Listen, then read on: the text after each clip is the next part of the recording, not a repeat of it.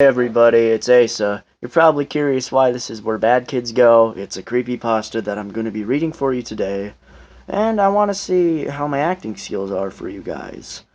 If this video gets 15 likes and views, I will record another creepypasta video. But if my mic is scratchy, can you guys actually tell me? Because when I was recording Pack and Roll, my mic kind of broke because so did my recorder device. Um, I'm actually surprised it's focusing right now. Apparently, it does screw with your technologies, so there's no chance I'm playing that again. Yeah, so let's start where bad kids go. I must have been 6 or 7 when I lived in Libanian. The country was ravaged by war at the time, and murders were common and frequent. I remember during the particularly vicious era when the bombings were rarely stopped, and I would stay home sitting in front of the television watching every very strange show. It was a kids' show that lasted about 30 minutes and contained strange and sinister images. To this day, I believe it was thinly veiled attempt at the part of the media to use scare tactics to keep kids in place, because the moral of every episode revolved around very uptight ideologies. Stuff like, bad kids stay up at night and have their hands under the covers when they sleep, and bad kids steal food from the fridge at night.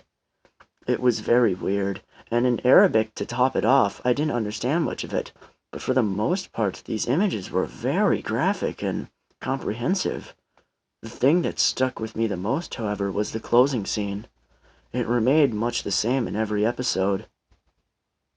The camera would zoom in on an old, rusted closed door. As it got closer to the door, strange and sometimes even agonizing screams would become more audible. It was extremely frightening, especially for children's programming. Then a text would appear on the screen in Arabic reading, "That's where the bad kids go." Eventually both the image and the sound would fade out, and that would be the end of an episode. About 15 or 16 years later, I became a journalistic photographer. That show had been in my mind all my life, popping up in my thoughts sporadically. Eventually I had enough. I decided to do some research, and I finally managed to uncover the location of the studio where much of the channel's programming had been recorded.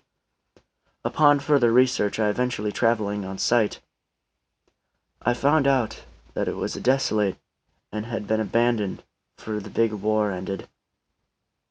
I entered the building with my camera. It was burnt out from the inside. Either a fire had broken out or someone had wanted to incinerate all the wooden furniture. After a few hours of cautiously making my way into the studio and snapping pictures, I found an old, isolated, out-of-the-way room.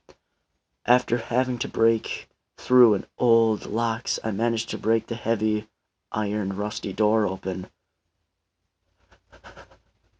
and I remained frozen in the doorway for several long minutes.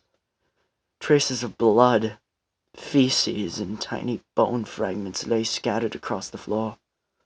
It was a small room, and an extremely morbid scene.